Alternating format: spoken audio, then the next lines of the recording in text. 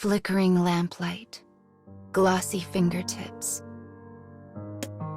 In a corner of a manor, a woman is focused on decorating her beautiful nails. Her garments are just as impressive and alluring as her fingers. But unlike the rest of the courtesan's fanciful appearance, her eyes are cold steel. Behind her, a man peeks around a folding screen. When he spies the woman's red nails, he lets out a low whistle. Surprising how much you look the part, he chuckles. You'd never know you were actually a merciless killer. The woman's only reaction is to blow lightly across her nails.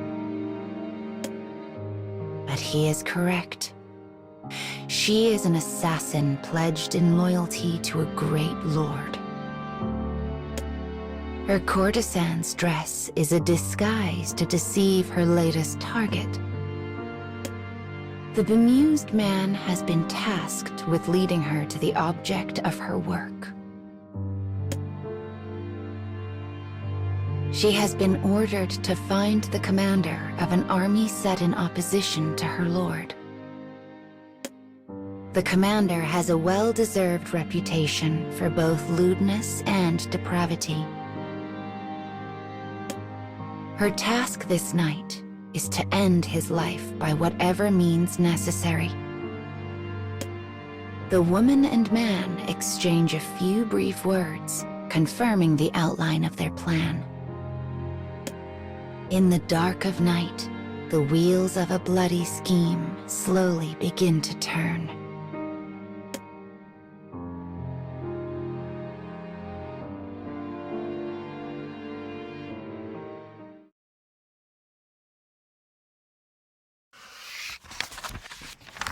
The disguised assassin and her assistant set off to kill the enemy commander.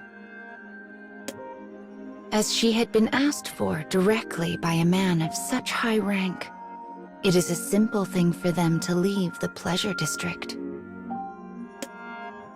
When they arrive at the castle, the guards escort them to a door of magnificent construction.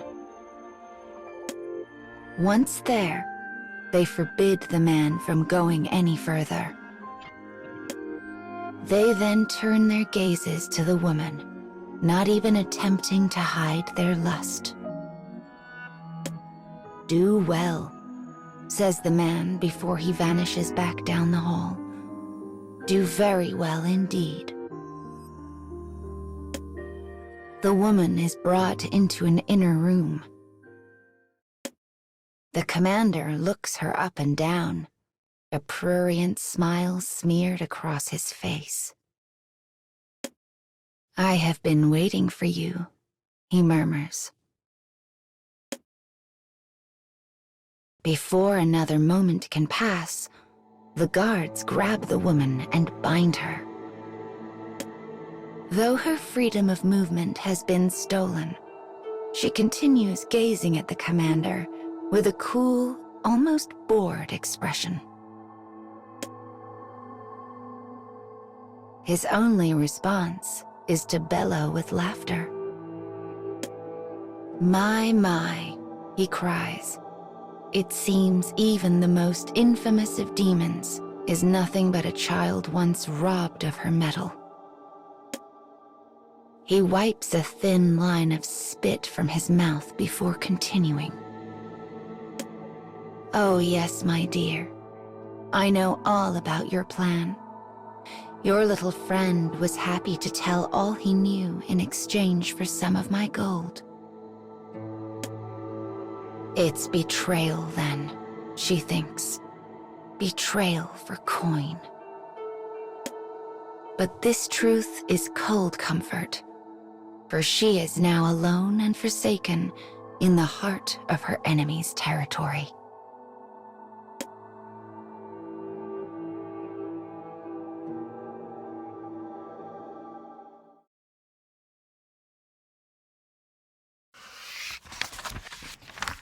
The assassin had disguised herself as a courtesan and entered the enemy's base in order to slay their commander.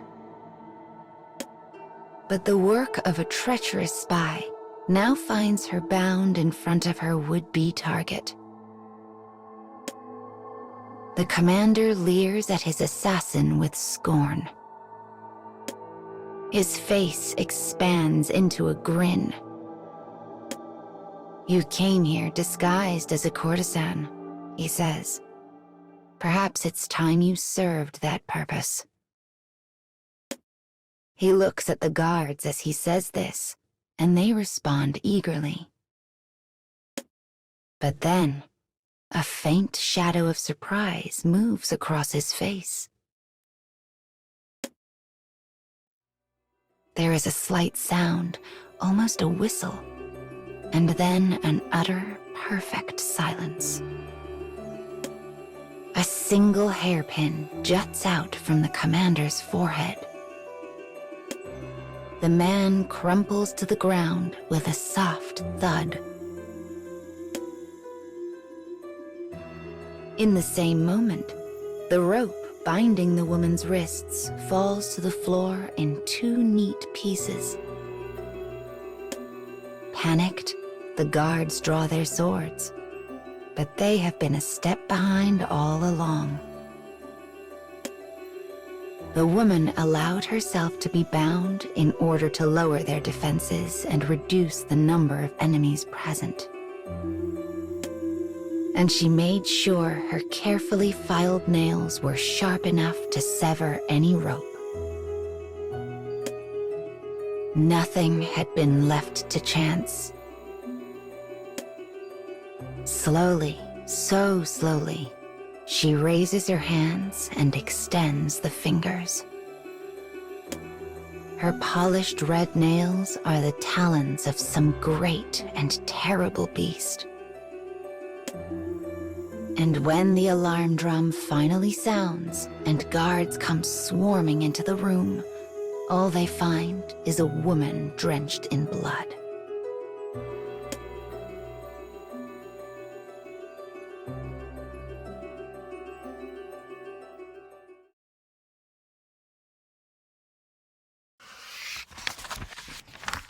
The man who betrayed the assassin had received a great sum of money for his efforts. The night now finds him miles from the enemy camp. As he counts his coins, a broad smile crosses his face. "Do well," he whispers. "Do very well indeed." His final words had not been meant for his assassin partner. They were instead meant for her guards. But there is no way she could have known, which makes his betrayal all the sweeter. As he thinks on this, an indescribable feeling of amusement wells up inside of him. Chuckling, he lifts his hand and prepares to sweep the pile of coins into his purse. But he is stopped by a sudden, terrible pain. A familiar blade has pinned his hand to the ground. Standing in front of him is the very woman he had been laughing about not a moment before. Cold sweat drips into the wound, and the man cries out. In a high, nervous voice, he begins to stammer out a pathetic series of apologies. "My daughter is sick. I needed the money for her treatment." But the woman simply continues to appraise him coldly. When she speaks, her face is a mask. "It's not personal," she says. "You're just another target. I knew you would betray me from the start." As she raises her blade, she glances down at the man's skewered hand. The blood pouring from the wound paints his nails red, almost as though he had intended for them to look that way.